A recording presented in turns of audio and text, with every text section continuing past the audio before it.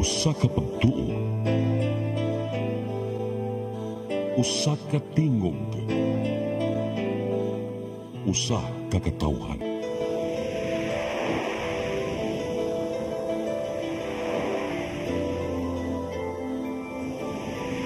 Cebu Catholic Television Network.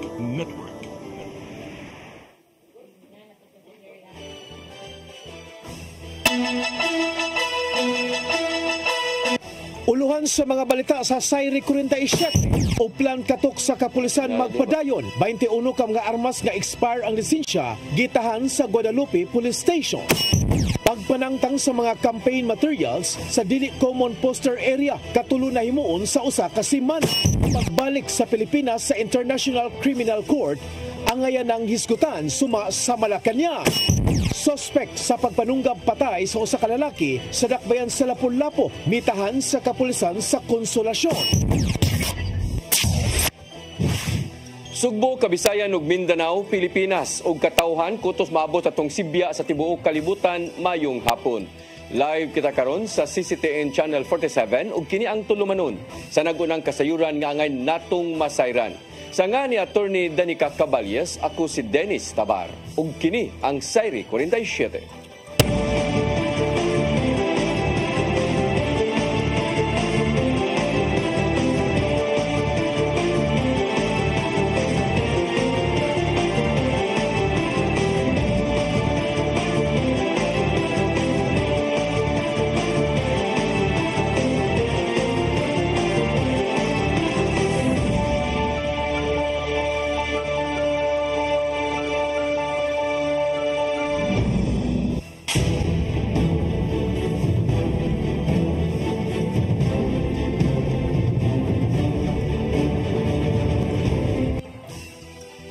Ug karon sa kompletong detalye sa atong mga balita, moabot sa 21 ka mga armas ang expire na ang lisensya gipangtahan ngadto sa Guadalupe Police Station human gipaubos sa Uplan Katok gikan niadtong Marso 13 ngadto na sa Pitsa 14. Kapulisan misaad nga motabang sila sa pagproseso sa mga papilis sa maong mga gun holder human sa piniliay sa Mayo 12. Ang kasayuran ihatod ni Arnold Bustamante. Moabot sa 21 kalinaing nga kalibre sa mga armas nga na-expire na ang mga papeles nga gikan sa 21 ka mga gun holder ang gipangtahan ngadto sa Guadalupe Police Station alang sa safekeeping human sa duha ka adlaw nga Uplan Katok gikan sa Marso 13 ngadto sa 14, 2025 sa pagpangulo sa hipinini nga si Police Major Miles Damuslug. Amo nga mga armas gidokumento dayon kini sa Guadalupe Police Station 9 samtang gipalayan pa ang pagproseso sa mga lisensya rini sa Philippine National Police.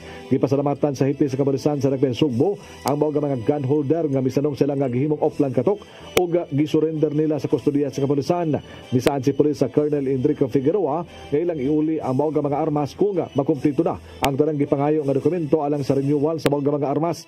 Dugan ni Figueroa nga magpadayon pa ang ilaga paghingusog sa pagsakmit sa mga loose firearms subay sa kamanduan ni Police Brigadier General Rodrigo Maranan hipi sa Police Regional Office 7. Ilabi na karon nga nakadol na ang midterm election sa Mayo 12, 2025 tinguha sa Cebu City Police Office ang malinaw og luwas nga eleksyon ug seguridad sa mga botante kagawas noon nga makapili sa gusto nila nga ibutang sa usa ka posisyon sa gobyerno. Nanawagan ang CCPO sa publiko dito nga mga lehitimo nga mga gun holder nga ang ilang nga mga lisensya nga expire na labing maayo nga itahan kini sa labing duol nga police station dungan sa saan nga walay kaso nga ilang nga sa gubangon ug andam pa sila nga motabang sa pagpadali sa paglihok sa ilang mga papilis. Mibahad si Figueroa nga kung nga magmagahi ang uban sa pagsanong atol sa ilang Uplan Katok mapugo sila sa pagkuha og search warrant gikan sa korte aron i-subject sa operation ug mag-atubang na hinuon kini og kaso. Arnold Bustamante, CCTN.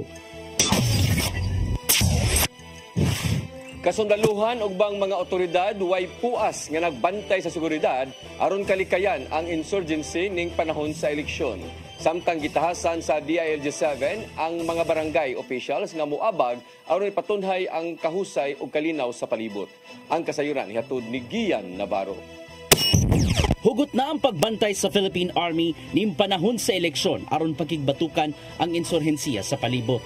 Sumapa ni Brigadier General Joey S. Canillas, ang commander sa 302nd Infantry Battalion sa Philippine Army, nga nagtinabangay na sila sa ubang mga otoridad aron mapahugtan pa ang seguridad.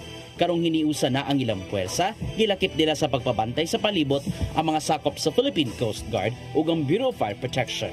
Samtang ang ubang mga kasundaluhan gibutang sa mga lagyong lugar sa rehiyon, ilabi na sa Bohol o Negros Oriental.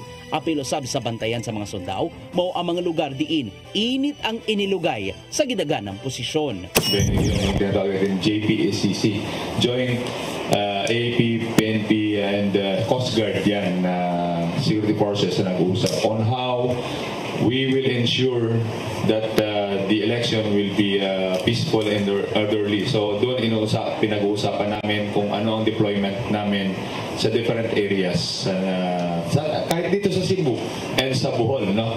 Magsigod na ang local campaign period karong Marso 28. Maong mas pahugtan pa ang ilang pagbantay sa mga kandidato, apil na ang mga residente. Kini aron kalikayan usab ang kagubot sa higayong mubuylo na ang pagpangampanya. Mag-coordinate sila so that we can provide, no?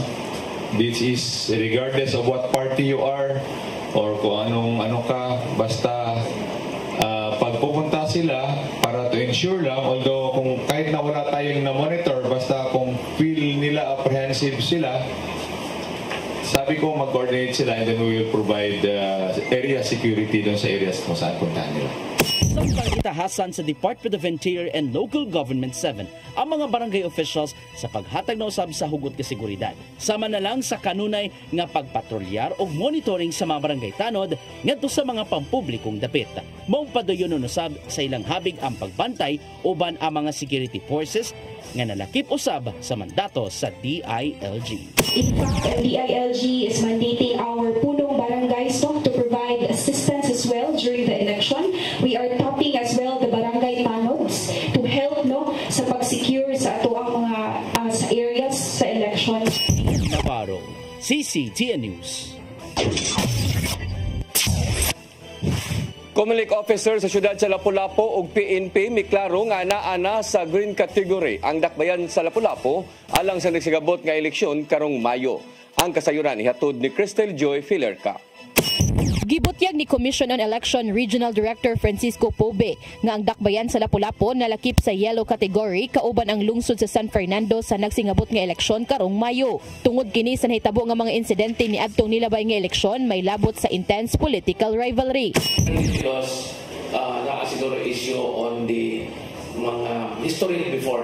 But at this time, they are looking at it and they are also trying to make the necessary activities nga ma-downgrade ni siya nga para mapabilin ta nga mamahimong journalist. Apan matod ni Attorney Anjanet Lamban, ang Comelec officer sa Lapu-Lapu nga ana nakaron sa green category ang dakbayan. Gipasabot ni Police Lieutenant Colonel Christian Torres, ang spokesperson sa Lapu-Lapu City Police Office, nga ang usa ka lugar malakip sa green category kung walay mga political related incidents sa nilabay nga duha ka mga eleksyon. Samtang malakip sa yellow category kung adunay nahitabong insidente sama na lang sa pagpamusil ug pagpanunggab nga may kalabot sa eleksyon.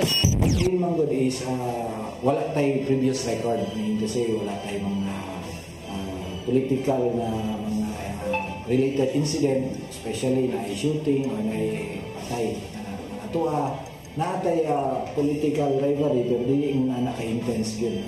Wala tayong mga tawag na to mga category na ma-yellow siya kay kung katong grabe ang intense political rivalry.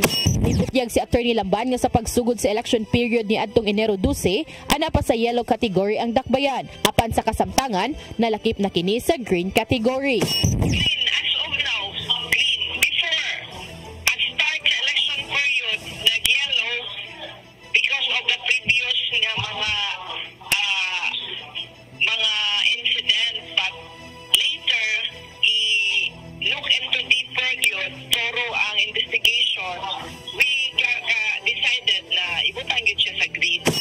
Samtang siguro sab ni Lieutenant Colonel Torres nga ana sa green category ang dakbayan tungod kay wa masulod sa parameter sa yellow category ang mga insidente nga nahitabo sa nilabay nga eleksyon.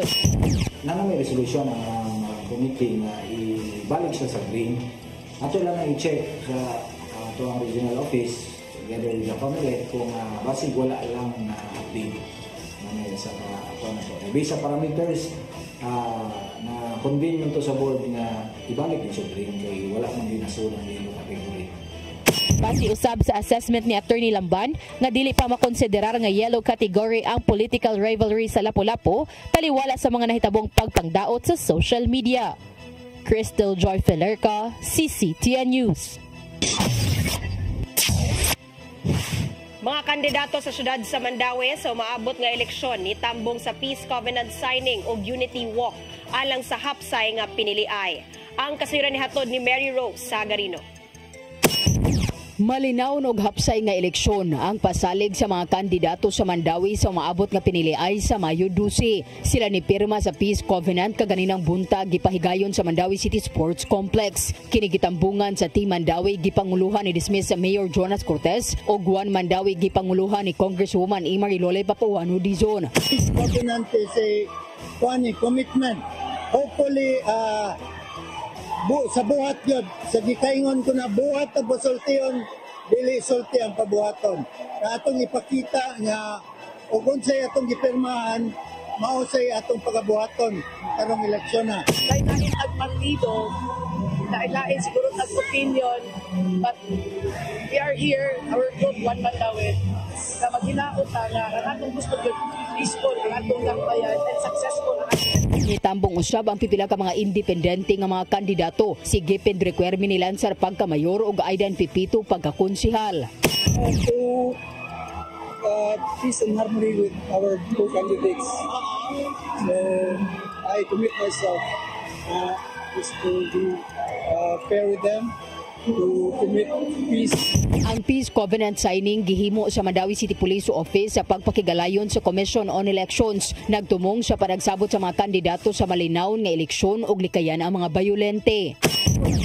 Mo ni mga tingali gipaingon sa uban, but for us wala pa kuan agad magmalinaw agad tanan, so especially noon na kani sa activity nakita nato man nagkahiusa sa mga tanan, nag-shakean sa tanan, nag-picture, so sports agad ang mga candidates na diri sa sa wala pa gipahigayon ang covenant signing, usa ka misa una ang gipahigayon sa National Shrine of St. Joseph o Unity Walk paingon sa complex. Sa miaging interview ni COMELEC 7 Regional Director Attorney Francisco Pobe, gikumpirmar niini nga ang Mandaue ang usa sa ilang gimonitor tungod sa intense political rivalry. Apan matod sa kapulisan nga padayon nga green status ang Mandaue og pabilid nga malinaon. Matod sa mga kandidato nga wala usab pa nag-away kanila, hinuon adunay mga nagkadayang opinyon ang ilang lumalaban. Karon nga nagkaduol ang eleksyon, nagkadaiya usab nga issue ang gipangakusar sa nagkadaiyang kampo.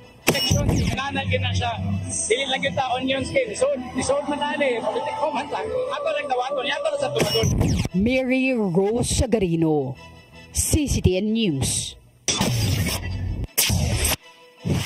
Pagpanangtang sa mga campaign materials nga wala nabutang sa saktong pwesto, himuong katulo sa usa ka semana. Kini ang himuong lakang sa Commission on Elections 7 karong nagkaduol na ang campaign period sa local officials. Ang kasayuran ni hatod ni Gian Navarro. Himong strikto sa Commission on Election 7 ang ipatumang oplan baklas sa higayong magsugod na ang kampanya sa mga local officials. Mato di Regional Director Attorney Francisco Pobe nga himo ng katuloso sa kasimana gikan sa naandang sinima ng kalihukan. Mas pahugta na ang pagbantay sa mga campaign materials gikan sa mga naplastar nga layo sa common poster areas hangtod sa pagsigurong anaa sa iyang saktong sukod. Sa gihapon, gitahasan sa COMELEC ang mga deputized agents aron panangtangon ang mga nakalapas na nga tarpaulins ug uban pa gikan sa mga kandidato.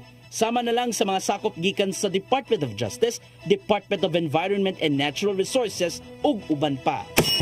The frequency sa among activity kay para po dili po mabalda ang aban among trabaho but surely we will take into serious considerations para malimpyo gyud ang atong community from the illegally posted posters. As of March 8, kapin 28,000 na ka mga campaign materials ang gitangtang na ato sa sinima na nilang Oplan Baklas. Kasagaran sa mga posters, gipamutang sa mga punuan sa kahoy, national highways, ingon man mga properties nga gipanag-iya sa gobyerno. Nakapadala na usab sila og notisya ngadto sa 217 ka mga kampo gikan sa mga kandidato sa pagkasenador og party list. Tapos nakapadala na po may og mga notices sent sa mga taong na bal-ana mo nga na ay mga pang-post nga mga tarpaulins which are considered to be illegally posted nga 270 na kabukam na padala. Painumdum ang COMELEC 7 sa mga kandidato na musunod na lang yun sa mga gilatid ng lagda sa pagpangampanya. Kini aron dili mo sangpot sa mga election offense giduso gikan sa mga reklamante. Gian Navarro, CCTN News. Mosunod, pagbalik sa Pilipinas sa International Criminal Court ang ngayanang hisgutan suma sa Malacañang. Kana og daghan pa mga balita sa pagbalik sa Sayri 47.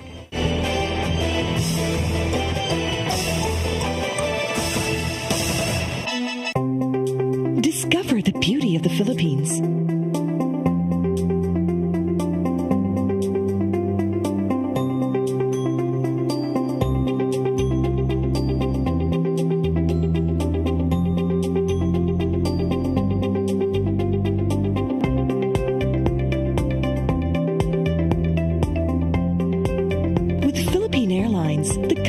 Flag carrier.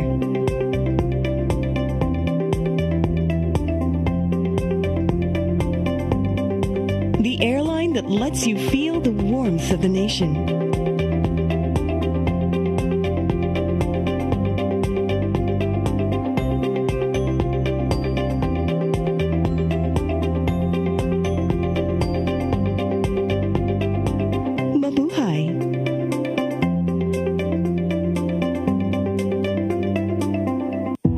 Sa mga politiko, matagal nang ginagawa ni Ariel Querubin ang ipaglaban tayo.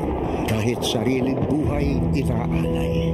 Ngayon, iba ang laban. Pero tuloy ang misyon ni Ariel Querubin, ang ipaglaban tayo.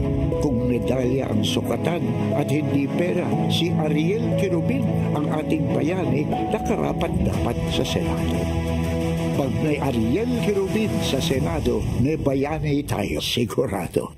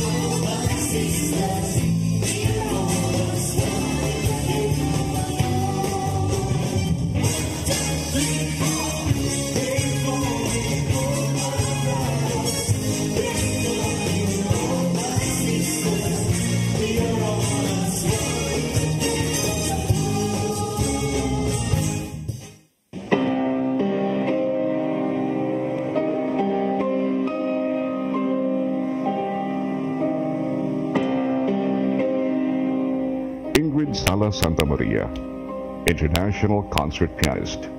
Nataho sa siyudad sa Subo ug nakahuman og Bachelor of Music degree sa Batig Piano School sa Subo ug dugang pagtuon sa Juilliard School sa New York.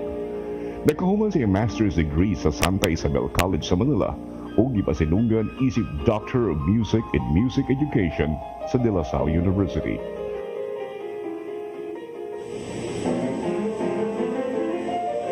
Gituboy sa Hall of Fame sa Performing Arts League sa Crestwood, Florida. Naapil sa Who's Who sa Asia documentary sa NHK Television sa Japan. Ug napiling one of the 100 most notable Cebuanos of the century. Isip chairman sa Salvador and Pilar Sala Foundation, siya mo'y nagpasiugda sa usa ka 10-year music development program nga nagbunga sa katukuran sa Cebu Youth Symphony niadtong 1995.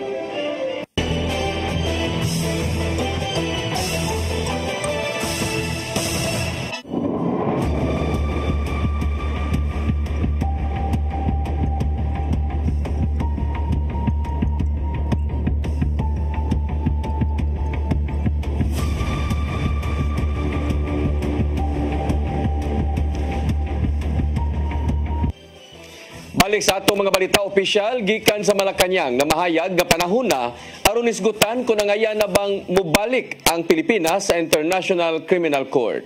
Samtang magagad na lang ang si Solicitor General Menardo Guevara kang Presidente Bongbong Marcos Jr. kung magpabilin pa ba siya sa iyang pwesto. Ang kasayuran ihatod ni Gian Navarro. Nakita sa Malacañang nga panahon na aron isgutan kung angay na ba mubalik ang Pilipinas sa International Criminal Court.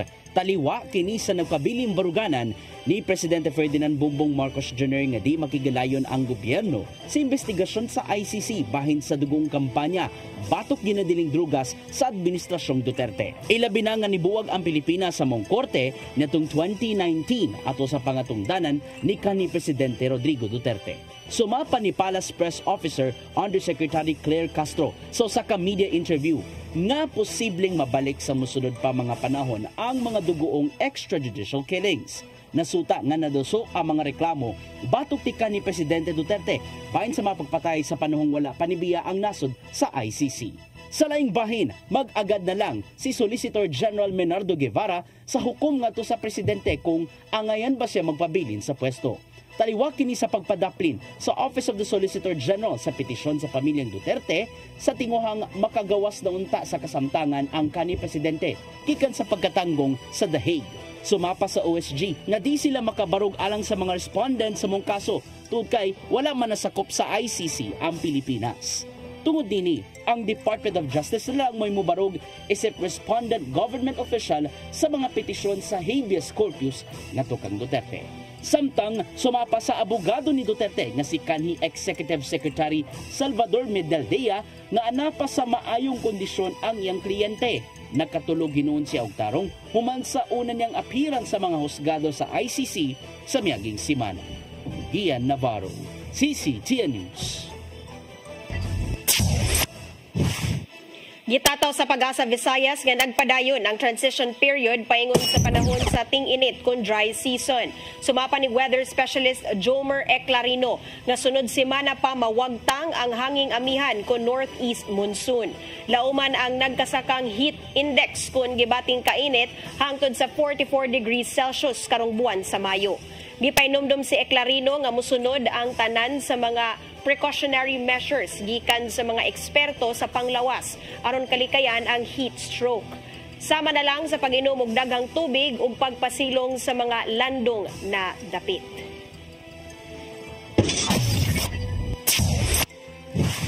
Gipaubos sa Cebu City Disaster Risk Reduction and Management Council sa state of emergency ang palibot sa Buhisan Elementary School. Tungod kini sa mga pagpangliki sa bungbong ug saog sa tunghaan. Diin kuyaw kini alang sa pagdahili sa yuta. Ikatakdang itunol ngadto sa konseho sa syudad ang ilang sugyot alang sa pagsanong niini. Sa gayon nga mauyunan ang resolusyon gamiton sa city government ang igong pundo aron pagpatuman sa mga dinaliang lakang. Daana nagibutyag ni Mayor Raymond Alvin Garcia nga usa sa mga gihatagan og konsiderasyon mao ang relocation sa tunghaan aron malayo usab sila sa risgo.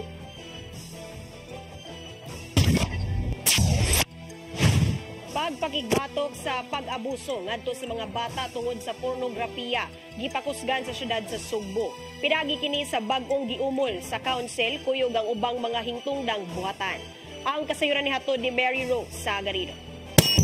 Pahugtan pa sa Cebu City Government ang pagpakigbatok sa pornografiya ngadto sa mga bata intero sa Dakbayan. Giumol ni Mayor Raymond Alvin Garcia ang Interagency Council pinaagi sa executive order alang sa masubsob pangalakang batok sa sexual nga abuso ngadto sa mga batanon. Panguluhan sa mayor ang Interagency Council Against Trafficking and Online Sexual Abuse and Exploitation of Children uban ang managlahing ahensya sa gobyerno. Kauban usab niini ang mga representante gikan sa mga hingtungdang departamento, kapulisan, non-government organization o community groups. The government has stepped up its efforts, labi na ang national government.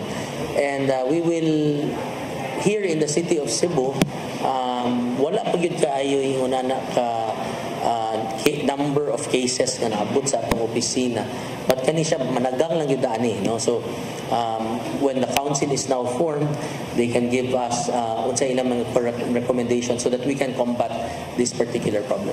Gawas sa pag-aabag sa investigasyon bahin sa sexual abuse cases, hingusgan sa maong council ang pagbabag sa pornographic material sa tanang public wifi areas. Kinahanglang mosunod ang mga tag-iya og patigayon sa mandatory seminar bahin sa maong matang sa abuso, una pamahatagan og business permit. Sumapa usab sa mayor nga pinasubay ang gihimong lakang sa ordinansa sa syudad diin silutan ang mga nag-abuso sa mga bata.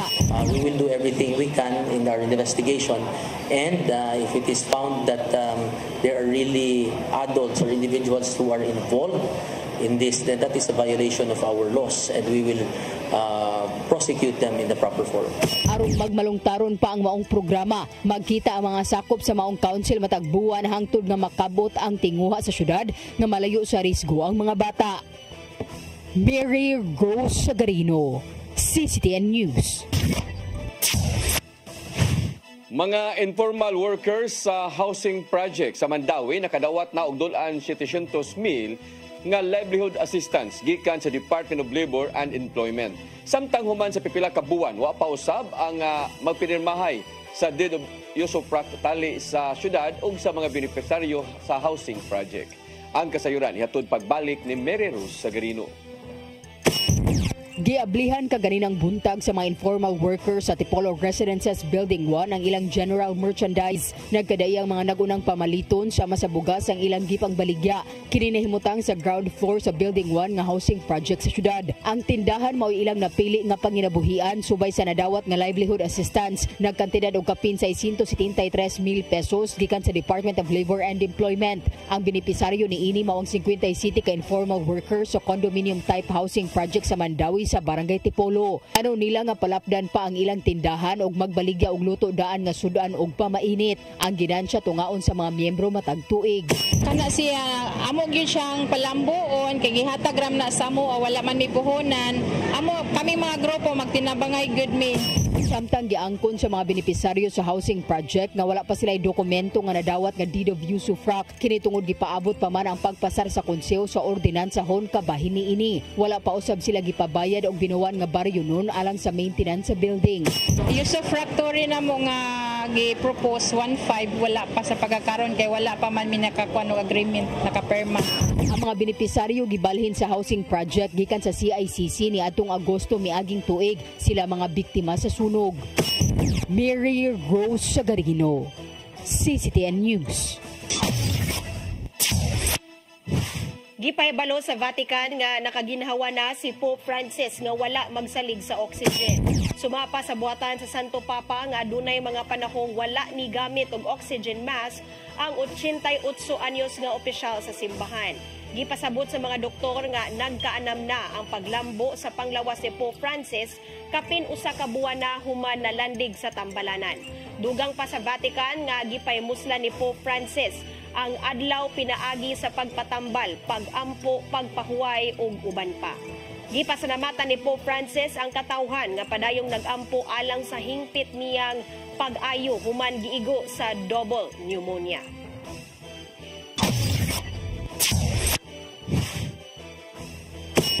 Mosunod, suspect sa pagdunggab patay sa usa ka lalaki sa dakbayan sa Lapu-Lapu, mitahan sa kapulisan sa Konsolasyon. Kana og daghan pa mga balita sa pagbalik sa Sayri 47.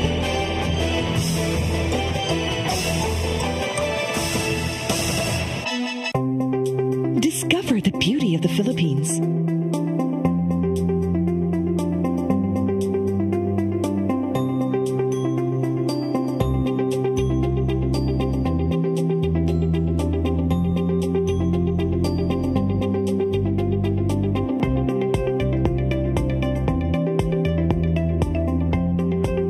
With Philippine Airlines, the country's flag carrier.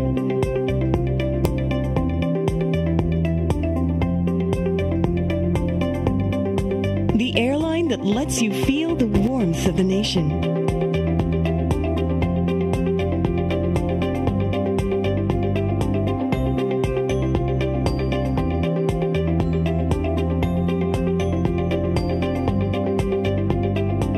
Mabuhay!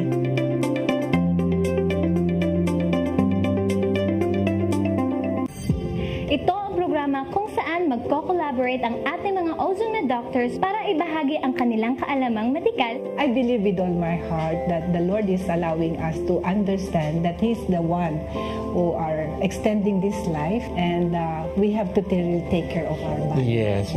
Matag episode, among ipaambit ninyo ang mga healing testimonies. Every day, pag gising mo, iisip ko kung ilang taon na lang yung katagal ko, yung ganun. This is your path to a new start. Ozone Med Wellness Clinic New Start. Mapapanood every Saturday, 8 to 9 a.m. Og ang replay airing matag Miyerkules, 1:00 hangtod 2:00 sa hapon. Dinhilang sa CCTN Channel 47. I am the God that healeth thee. I am the Lord, your healer. I sent my word and healed your disease. I am the Lord, your healer. I am the God that healeth thee. I am the Lord, your healer. I sent my word and healed your disease. I am the Lord, your healer. I am the God that healeth thee. I am the Lord, your healer. I sent my word and healed your disease. I am the Lord, your healer. I am the God that healeth thee. I am the Lord, your healer.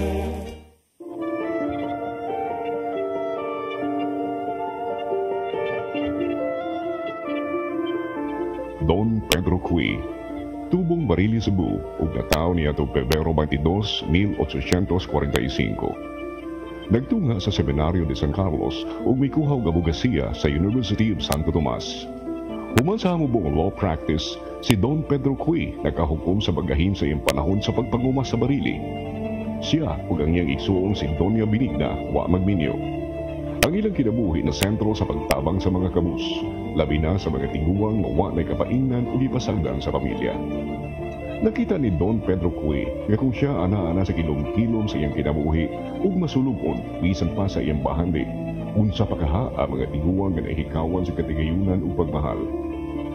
Kini mo'y nakapaaghat kang Don Pedro ug Doña Benigna sa pagtukod ug bay pahuwayanan sa mga tiguang nga kabus ug pinasagdan. Kini ang Hospicio de San Jose sa Barili.